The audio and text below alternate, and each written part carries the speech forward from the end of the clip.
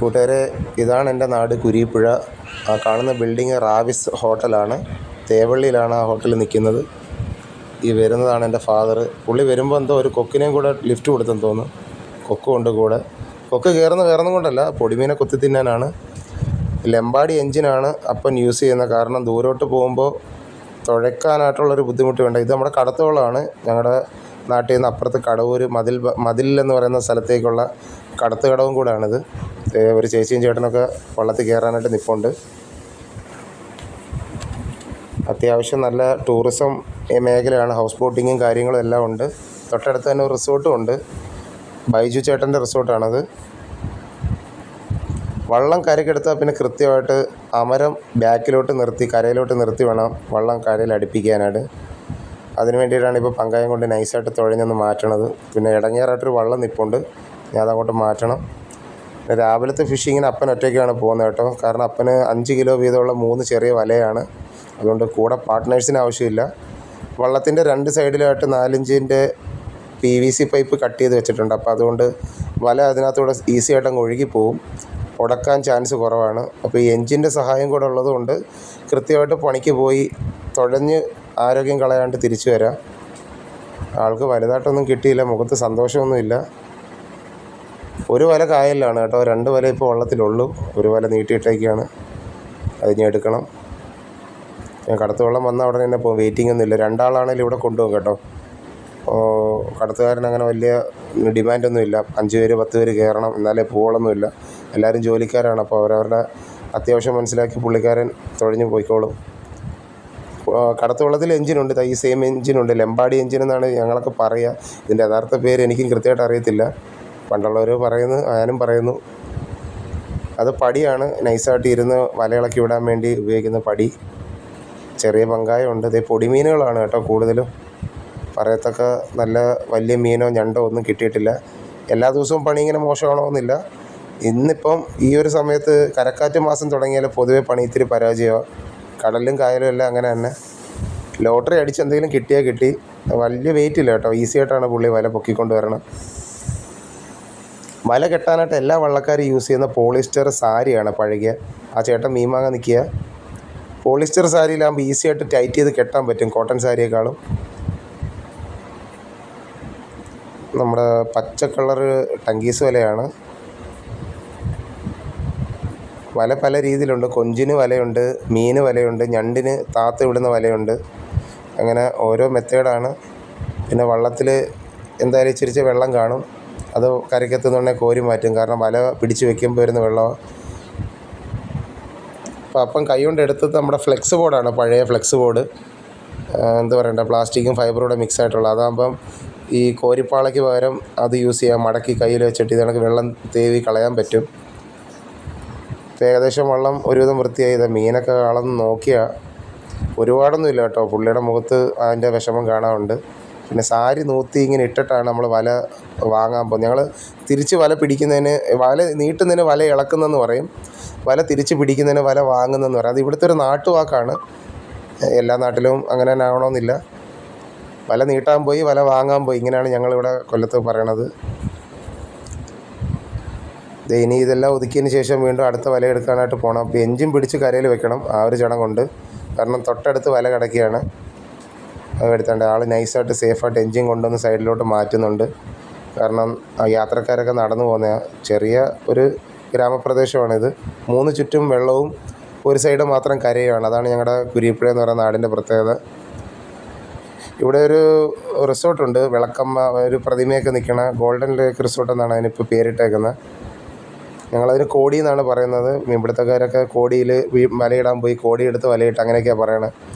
ആ റിസോർട്ടും ഇത് കണക്കാണ്. 3 വശം വെള്ളവും 1 സൈഡ് കരയായിട്ട് നിൽക്കുക.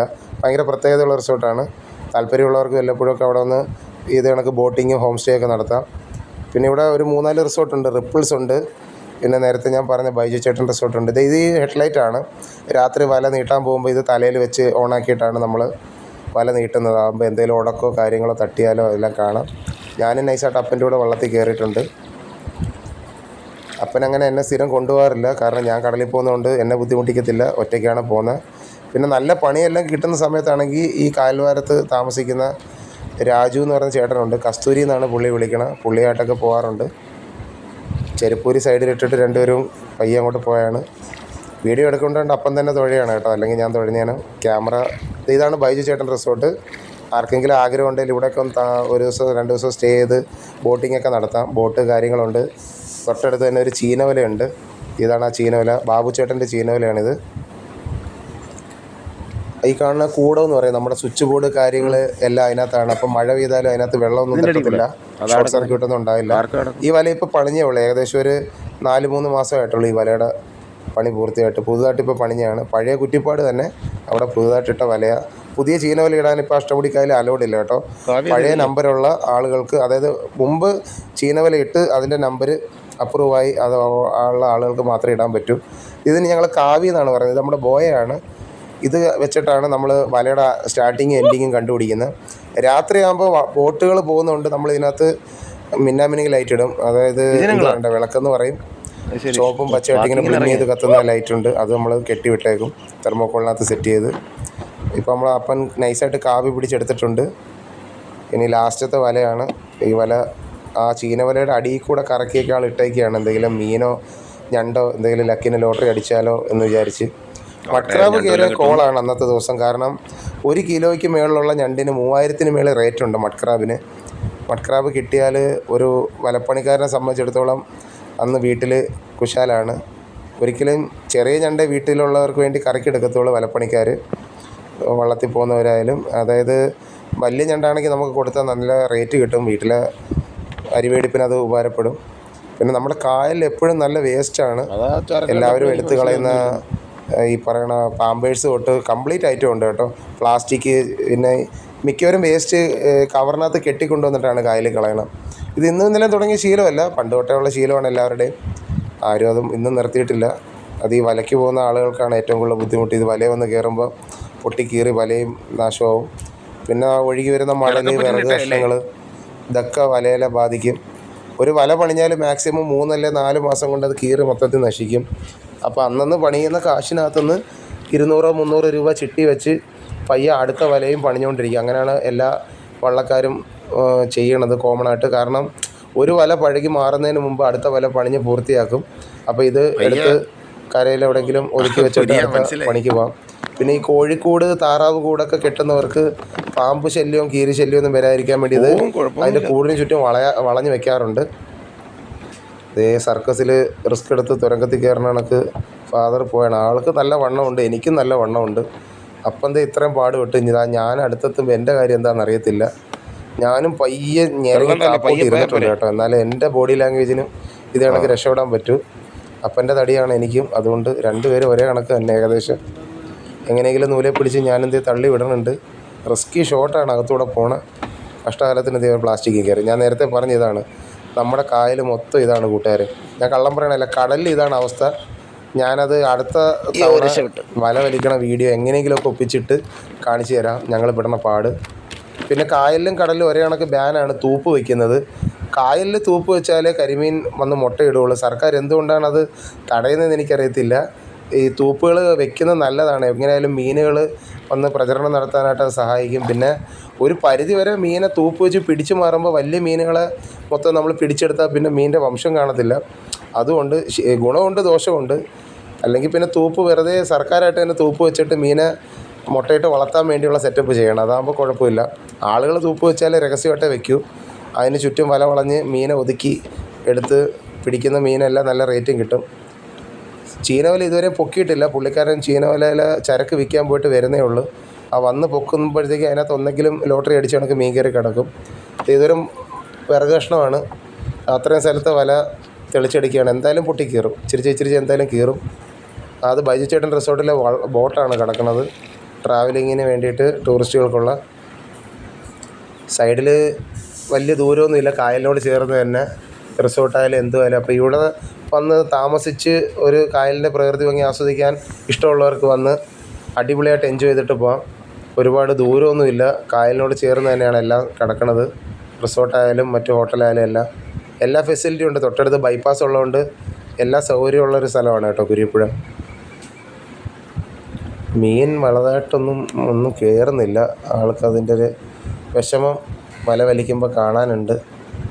ഇതേ ഒരു മീൻ കിട്ടിയെന്ന് തോന്നുന്നു. അല്ല, ഉടക്ക് പിടിച്ചതാണ്. അതാണ് നമ്മുടെ കായലിനകത്തുള്ള തെങ്ങും കുറ്റി, മറ്റ് കല്ല്, ഇതിനകത്തൊക്കെ ഈ വല തട്ടും. കീറിപ്പോയാൽ കീറിപ്പോയി, ഒന്നും ചെയ്യാനൊന്നുമില്ല.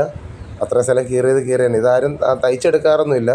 ബോട്ടിൽ വലയാകുമ്പോൾ അങ്ങനെയല്ല, നമ്മൾ കീറിപ്പോയാൽ നൂലും സൂചി എടുത്തുകൊണ്ട് വന്ന് അത് അടച്ച് മാറുന്നതാണ് ഞങ്ങളുടെ ഭാഷയിൽ പറയണത്. വല അടച്ച് അതിൻ്റെ അടപ്പെന്ന് പറയാൻ കീറ്റൽ, അതെല്ലാം തുന്നി റെഡിയാക്കി എടുക്കും. ഇപ്പോൾ ഏകദേശം വലയുടെ കാൽഭാഗമായി. ഇതുവരെയും വലുതായിട്ടൊന്നും കിട്ടിയില്ല. സാധാരണ കരയിലൂടെ വലയിടുമ്പോൾ എങ്ങനെയായാലും നമുക്ക് ഞണ്ട്, കരിമീൻ, കൂരിത്തേട് ഇതൊക്കെ കിട്ടുന്നതാണ്.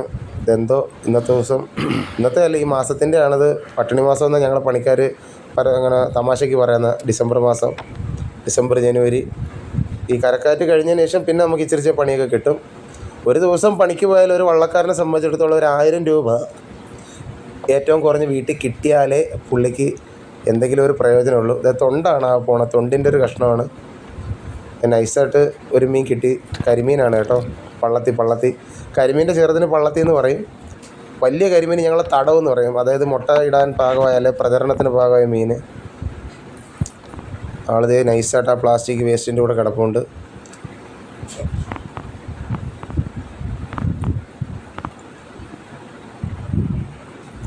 വേസ്റ്റിൻ്റെ കാര്യത്തിൽ ഒരു മര്യാദയില്ല കേട്ടോ കായലിൽ. നമ്മളിനി എത്ര സൂക്ഷിച്ചാലും എങ്ങനെ വലയിട്ടാലും വേസ്റ്റ് കായലിലെ കൂടപ്പുറപ്പായിട്ട് മാറി. കടലിലും അത് തന്നെ. അത്രയും നേരം ആ പ്ലാസ്റ്റിക് കളയാഞ്ഞ വേറൊന്നും കൊണ്ടല്ല, വെള്ളത്തിൻ്റെ ഒഴുക്ക് കരയിലൂടെ ഇങ്ങനെ കറങ്ങിയാണ് വെള്ളം പിടിക്കുന്നത്. ഇതേതോ ഒരു വേസ്റ്റും ചാക്ക് കെട്ടും കണ്ട. ഇതാണ് എല്ലാവരും ചെയ്യണത്. കോഴി വേസ്റ്റ് എല്ലാം കൂടെ ചാക്കിനകത്തൊക്കെ കെട്ടി കൊണ്ടുവന്ന് കായലിങ്ങനെ തള്ളത്തേ ഉള്ളൂ. കരിമീൻ നൈസായിട്ട് പിടയ്ക്കണുണ്ട്. ഇതാണ്ട് തുള്ളിച്ചാടുന്ന ആൾ. ഏത് ചട്ടിയിലേക്ക് പോകാനുള്ള ആളാണെന്നറിയില്ല. എന്തായാലും ഒരു അരമണിക്കൂറിനുള്ളിൽ ഇതാരെങ്കിലും വന്ന് വാങ്ങിച്ചോളും. അപ്പൻ്റെ കച്ചവടം എന്ന് പറഞ്ഞാൽ മൊബൈൽ ബിസിനസ്സാണ്. അപ്പൻ ചന്തയിൽ അങ്ങനെ അധികം കൊണ്ടുപോകത്തില്ല. കാരണം ആ കടവിൽ 3-4 വള്ളക്കാരേ ഉള്ളൂ അപ്പൻ വല വിടുന്ന സ്ഥലത്ത്. അപ്പം മിക്കതും അവിടെയുള്ള ആളുകൾ തന്നെ അടുത്ത് ഈ വല വാങ്ങി കരയിലെത്തുന്ന ടൈം ആകുമ്പോഴത്തേക്കും വന്ന് വില പറഞ്ഞങ്ങ് വാങ്ങും. ലേലമൊന്നുമില്ല, പുള്ളി തന്നെ ഒരു വില പറയും. അവരതിൽ നിന്ന് ഒരു 50-100 കുറയ്ക്കും. അപ്പൻ പിന്നെ വലിയ മസിൽ കൊടുത്തുമില്ല, ഉള്ള വിലയ്ക്ക് അങ്ങ് കൊടുക്കും. കാരണം നാളെയും അവർ വരണ്ടേന്നുള്ള ഒരു ചിന്തയുണ്ട് ആളിന്. ഈ ചീനവല പുള്ളിച്ചുകാരൻ ഇപ്പോൾ ചരക്ക് വിറ്റിട്ട് വന്ന് പൊക്കിയാണ്. ഇതേ അത്യാവശ്യം പൊടിമീനൊക്കെ ഉണ്ട്. എനിക്ക് ഇതിൻ്റെ കാലത്തെ വെയിലും കൂടെ കിഴക്കുന്ന് വരുന്നതുകൊണ്ട് ക്യാമറ അത്ര കൃത്യമായിട്ട് കിട്ടണില്ല. നാരം കൊഞ്ചാണ് ആ വലയിൽ കിടക്കണത്. ഇതേ കൊക്ക് വന്ന് നല്ല കാര്യമായിട്ട് തിന്ന് മാറ്റണുണ്ട്. എത്ര കിട്ടിയെന്ന് നമുക്കിത് ഇപ്പോൾ നോക്കാം. പുള്ളിക്കാർ ഇപ്പോൾ ഇരയെടുക്കും. ഇരയെന്ന് ഉദ്ദേശിക്കുന്നത് വേറെ ഒന്നുമല്ല, ആ വലയിൽ കിട്ടിയ ചരക്ക് നമ്മൾ കച്ചാലിനകത്ത് ആ റോപ്പ് പിടിച്ച് വലിച്ച് എടുക്കുന്നത്. അതിന് ഇരക്കയറെന്നും പറയും, കുരുക്ക് കയറെന്നും പറയും. കെട്ടിയിടുന്ന കയറിന് കുരുക്ക് കയറെന്നും ഈ ചരക്ക് മൊത്തത്തിൽ വലിച്ചെടുക്കുന്ന കയറിന് ഇരക്കയറെന്നും പറയും. അത് ഇവിടുത്തെ നാട്ടുവാക്കാണ് കേട്ടോ. എല്ലാ നാട്ടിലും ഇങ്ങനെയാണെന്ന് ഞാൻ പറയില്ല. ഞങ്ങൾ പറയണ ഒരു ചെറിയ നാട്ടുവർത്താനമാണ് ഇതൊക്കെ. അപ്പോൾ വല വലിച്ച് ദാണ്ട് ഇങ്ങനെ തട്ടി അടുക്കോട്ടാക്കിയാണ്. അതിന് തൂരെന്നാണ് പറയുന്നത്. ഏറ്റവും ലാസ്റ്റത്തെ ആ ഒരു വി ഷേപ്പിൽ അടിഞ്ഞു കൂടുന്ന സ്ഥലം ഈ വലിക്കണതാണ് ഇരക്കയർ. ഇതിപ്പോൾ അത് ആ ഫുള്ള് അതിനകത്ത് മാത്രമായിട്ട് അങ്ങ് അടിഞ്ഞു കൂടും. ഇനി അത് കച്ചാലിലോട്ട് കോരിയെടുത്താൽ മതി. അതായത് കോരിക്കകത്തോട്ട് പകർത്തി മാറ്റിയാൽ മതി. ഇതേ അത്രയും ചരക്കുണ്ട്. ഏകദേശം 1 കിലോയ്ക്ക് അടുത്തുള്ള കൊഞ്ച് കിട്ടിയെന്ന് തോന്നുന്നു. എനിക്ക് പുള്ളി ഹാപ്പി. 500 രൂപ ഏറ്റവും കുറഞ്ഞത് കിട്ടും ആ ചരക്കിന്. ചീനവലപ്പണിയാണ് ഏറ്റവും സുഖമുള്ള പണി കേട്ടോ, വള്ളത്തിലെ പണിയേക്കാളും. കാരണം കാറ്റ് വന്നാൽ നമുക്ക് വല താത്ത് വിട്ടിട്ട് സേഫ്റ്റി റോപ്പൊക്കെ കെട്ടി റെഡിയാക്കി ടൈറ്റ് ചെയ്ത് വെച്ചേക്കാം. പിന്നെ താങ്ങിയും പൊങ്ങിയും ഉള്ള പണിയാണ് വല വലിച്ച് കല്ല് വലിച്ച് വേണം വല നമുക്ക് പിടിച്ചിരുത്താനായിട്ട്. 3 കല്ലാണ് ഒരു ചീനവലയുടെ വെയിറ്റിനെ ബാലൻസ് ചെയ്ത് കെട്ടിയിട്ടേക്കുന്നത്. അപ്പോൾ നമ്മൾ വലിച്ച് കല്ല് താഴെ ഇരുത്തുന്നതനുസരിച്ച് വല മേപ്പോട്ട് പൊങ്ങി വരും. ഓരോ പണിക്കും ഓരോ രീതിയാണ്. ഈ പൊടിച്ചെമ്മീൻ്റെ പണിയാകുമ്പോഴത്തേക്കും പെട്ടെന്ന് വല പിടിക്കണം. നാരൻ ചെമ്മീൻ്റെ പണിയാകുമ്പോൾ തങ്ങി പിടിച്ചാൽ മതി. തങ്ങി എന്ന് പറഞ്ഞാൽ വെയിറ്റ് ചെയ്ത് വല പിടിച്ചാൽ മതി.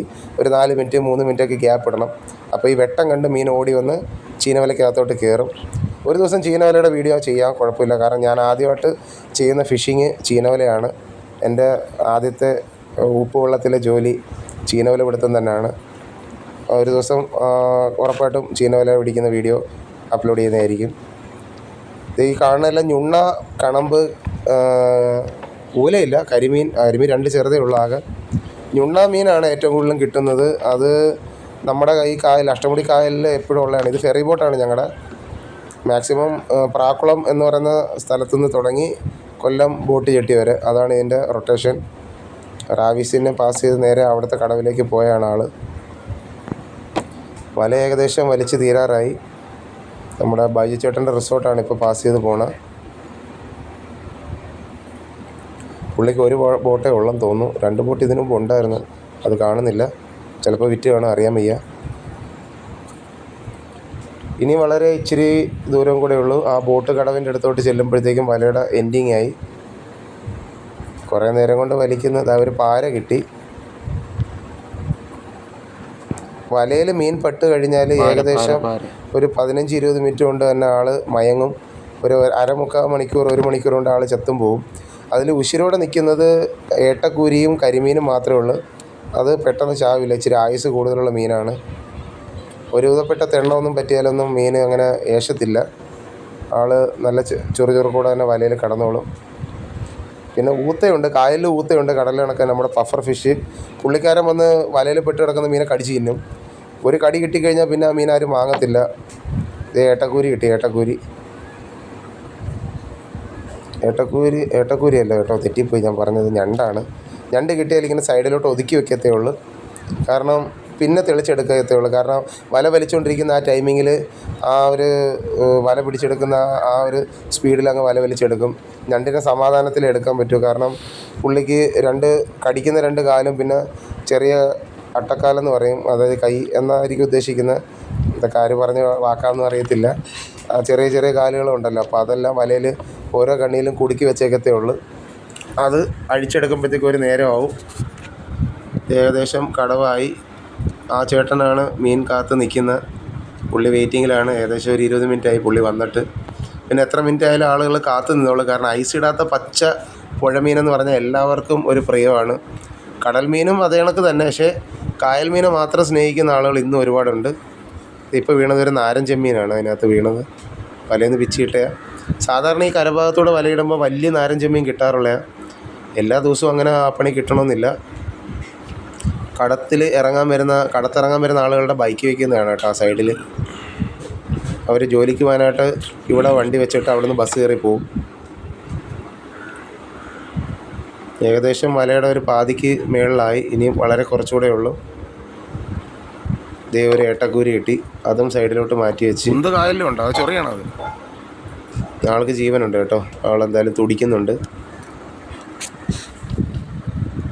കരയിലൂടെ വല വലിക്കുമ്പോൾ ഏറ്റവും ഡേഞ്ചറസ് എന്ന് പറയുന്നത് നമ്മുടെ വിറക് കഷ്ണങ്ങളും കൊള്ളികളുമാണ്. അതായത് തീരത്ത് നിൽക്കുന്ന ചീലാന്തി മരം, മറ്റ് ചെറിയ ചെറിയ മരങ്ങളൊക്കെ ഉണ്ട്. അതിൽ നിന്നൊക്കെ അതേ ഒരു ഞണ്ട് കയറി. ഞണ്ട് കോറ ഞണ്ടാണ് കേട്ടോ. അതിന് ഞങ്ങൾ പറയുന്ന പേര് കോറ ഞണ്ടെന്നാണ്. എല്ലാ നാട്ടിലും ആ പേരാണെന്ന് അറിയത്തില്ല. ഇത് മഡ്ക്രാബല്ല, സാധാ കായലിലെയും കടലിലെയും കിട്ടുന്ന സെയിം കോമണായിട്ട് കിട്ടുന്ന ഞണ്ടാണ്. കടത്തിറങ്ങാൻ വേണ്ടിയൊക്കെ ഓരോ ചേട്ടന്മാരിങ്ങനെ നടക്കുന്നുണ്ട് അങ്ങോട്ട്. ആൾക്ക് ജീവനുണ്ട് കേട്ടോ. ഇപ്പോൾ കിട്ടിയതേ ഉള്ളൂ.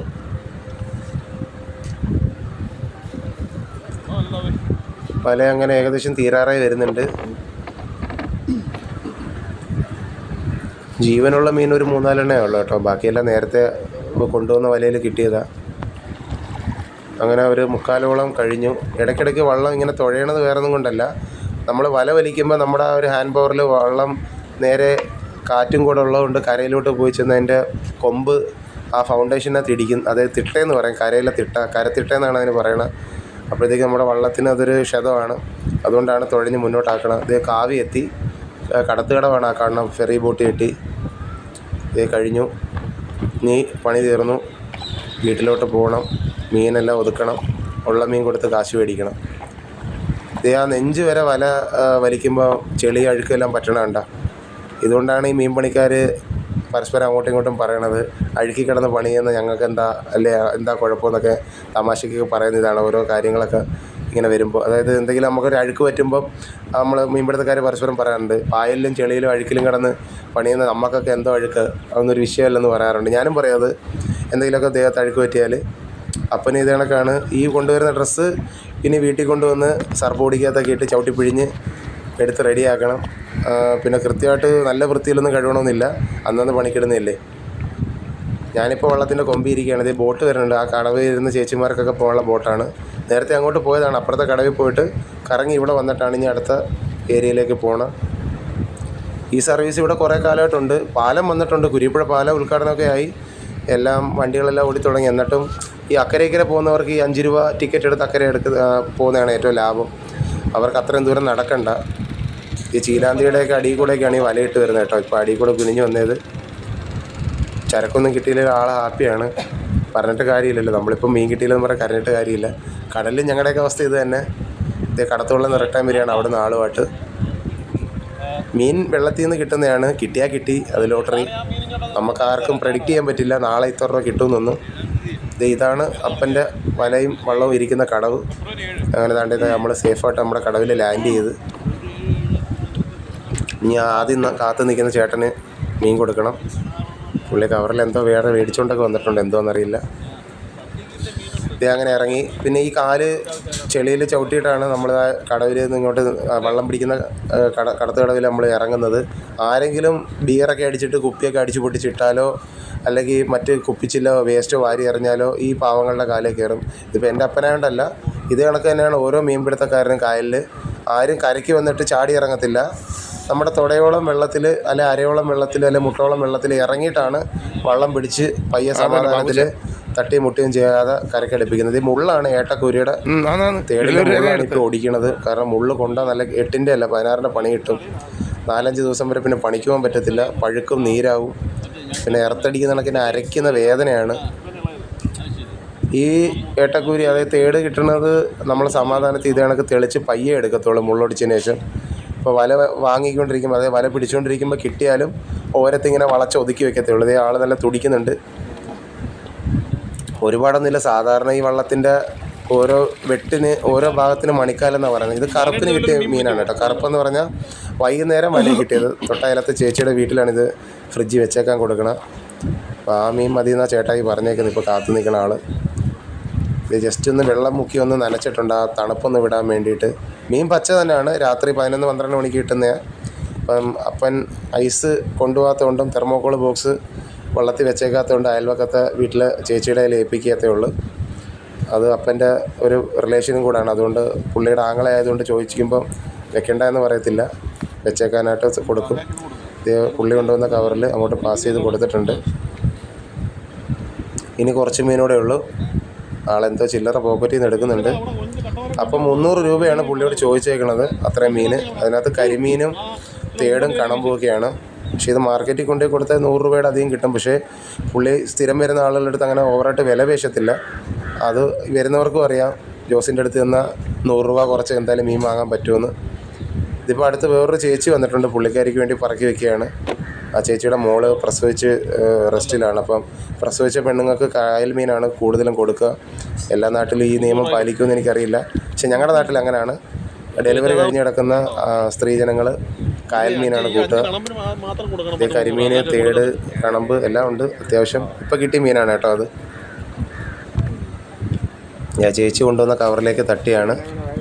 ചേച്ചിക്കും ഒരു 300 രൂപയുടെ മീൻ ചേച്ചിക്കും വിറ്റു. അപ്പം 600 രൂപ ഇന്ന് എൻ്റെ അപ്പന് കളക്ഷൻ കിട്ടി. ഇനി കുറച്ച് മീനുകളുണ്ട്. അത് മാക്സിമം ഒരു 200-300 രൂപയ്ക്ക് അപ്പം കൊടുക്കത്തുള്ളൂ. കാരണം അതിനകത്ത് ഞുണ്ണായും ചെറിയ കണമ്പും കൊഞ്ചുമൊക്കെയാണ്. പുള്ളിക്കാരി 200 രൂപ കയ്യിൽ കൊടുത്ത് 100 രൂപ GPay ചെയ്തു. അപ്പം അങ്ങനെ 600 രൂപ ഇന്ന് രാവിലെ അപ്പൻ സമ്പാദിച്ചു. ഇനിയുള്ള മീൻ ബക്കറ്റിൽ കോരി മാറിയാണ്. ഇതെങ്ങനെയായാലും ഒരു 300 അല്ലെങ്കിൽ ഒരു 200 വില ഉണ്ടെങ്കിൽ ചിലപ്പോൾ 400 രൂപ കിട്ടും. എനിക്ക് പറയാൻ പറ്റത്തില്ല. കാരണം നമ്മൾ തട്ടിയിട്ട് കൊടുക്കുമ്പം ആളുകൾ തോതെന്ന് പറഞ്ഞാൽ ഒരു അളവിനാണ് നമുക്ക് പൈസ തരുന്നത്. അപ്പോൾ എൻ്റെ അപ്പനുമായിട്ടുള്ള ഒരു ചെറിയ ഫിഷിംഗ് ആണ് ഇപ്പം നിങ്ങളെ ഞാൻ കാണിച്ച വീഡിയോ. ഇഷ്ടപ്പെട്ടെന്ന് വിശ്വസിക്കുന്നു. ഇതേ ബാബുച്ചേട്ടൻ ചീനവലയിൽ കിട്ടിയ മീനുമായിട്ട് വീട്ടിലോട്ട് പോയാൽ നമുക്ക് അടുത്ത ദിവസം ബാബുച്ചേട്ടൻ്റെ ചീനവലയിലെ വിശേഷം കാണിച്ചു തരാം. നമ്മുടെ സാധനങ്ങൾ മൊത്തം കൊണ്ട് അപ്പം എന്തെങ്കിലും പോരായ്മകൾ വീഡിയോയിലുണ്ടെങ്കിൽ കമൻറ്റ് ചെയ്യണേ. ഇഷ്ടപ്പെട്ടാലും കമൻറ്റ് ചെയ്യണേ. നിങ്ങൾ ലൈക്കും കമൻറ്റും തന്നാൽ എനിക്ക് സപ്പോർട്ട് തന്നാൽ മതി. ചാനൽ സബ്സ്ക്രൈബ് ചെയ്യണമെന്ന് ഞാൻ ആരോടും പറയില്ല. കാരണം ഞാൻ വരുമാനത്തിന് വേണ്ടി തുടങ്ങിയതല്ല. എൻ്റെ സന്തോഷങ്ങൾ, ഞങ്ങളുടെ നാട്, ഞങ്ങളുടെ തൊഴിൽ, ഇതൊക്കെ നിങ്ങളെയൊക്കെ ഒന്ന് കാണിക്കാൻ വേണ്ടി തുടങ്ങിയ ഒരു ചാനലാണ് ഇത്. അപ്പോൾ എന്തായാലും നിങ്ങളുടെ അഭിപ്രായങ്ങൾ അറിയിക്കുക കേട്ടോ. ഓക്കെ, ഹാപ്പിയല്ലേ എല്ലാവരും?